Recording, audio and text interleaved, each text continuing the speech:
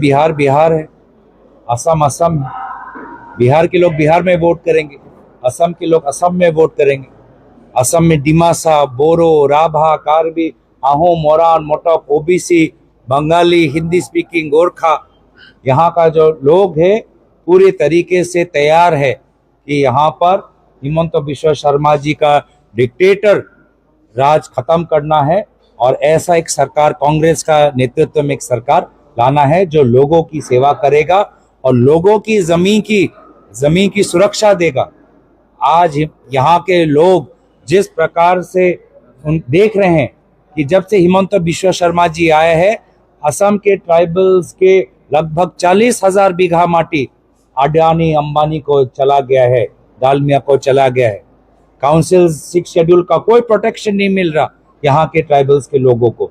तो यही हमारा मकसद है कि यहाँ पर जब आएंगे तो काउंसिल्स में जो इंडस्ट्री पॉलिसी होगा, लोकल इंडस्ट्रीज पे हम ज्यादा ध्यान देंगे और यहाँ के ट्राइबल्स के भूमि को हम फुल प्रोटेक्शन देंगे। मैं पूछना चाहूंगा हिमंत बिश्व शर्मा जी का ट्राइबल्स के पक्ष में क्या बोलना चाहते हैं?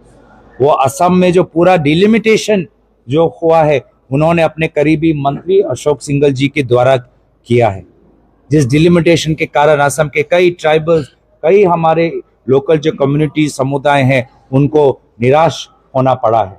तो हिमंत बिश्व शर्मा जी उन्होंने किस प्रकार के ट्राइबल लीडर्स बनाए हैं? गार्लोसा जी की तरह, तुलीराम रोंगा जी की तरह, ये लोग जिन्होंने काउंसिल का जमीन अडानी अंबानी को दिया है, ये है हिमंत बिश्व शर्मा जी के ट्राइबल फेस। और जो वास्तविक में ट्राइबल लीडरशिप है उनको तो हिमंत बिश्व शर्मा जी अलग अलग तरीके से छुरी मारते हैं। सर्बानंद सोनोवाल जी को हटा दिया, खुद मुख्यमंत्री बन गए। रनोज पेगू जी को अपने ही पार्टी के कार्यकर्ता से उनको गाली दी। प्रमोद बोरो जी का इस्तेमाल किया, खत्म कर दिया उनके पार्टी को।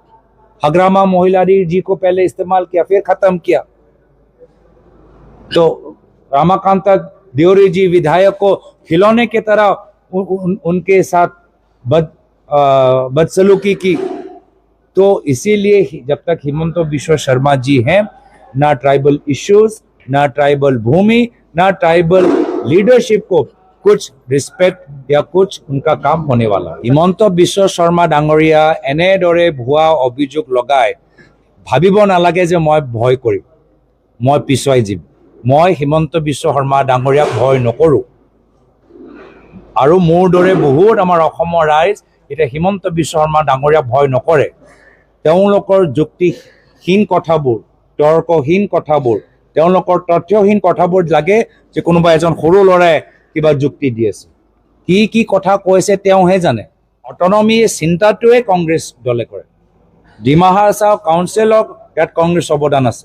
30টা ডিপাৰ্টমেণ্ট যে ডিমা হাছাও কাউন্সিলত দিয়া গ'ল, ইয়াত কংগ্ৰেছৰ অৱদান আছে। 6 স্কেডিউল সংৰক্ষণ কৰা, ইয়াত কংগ্ৰেছ অৱদান আছে। হিমন্ত বিশ্ব শৰ্মা ডাঙৰীয়া অটনমি বুজি নাপায়, তেওঁ অটনমি কাঢ়ি লৈ যাবলৈ বিচাৰে। ক্ষমতা দিয়াতকৈ ক্ষমতা নিজৰ হাতত ৰাখিবলৈ বিচাৰে। ৰিমোট কণ্ট্ৰল যোগেদি কাউন্সিলবোৰ চলাবলৈ বিচাৰে। আমি ৰিমোট কণ্ট্ৰল দিছপুৰত নহয়, আমি ৰিমোট কণ্ট্ৰল ডিমা হাছাও মানুহৰ হাতত দিবলৈ বিচাৰোঁ।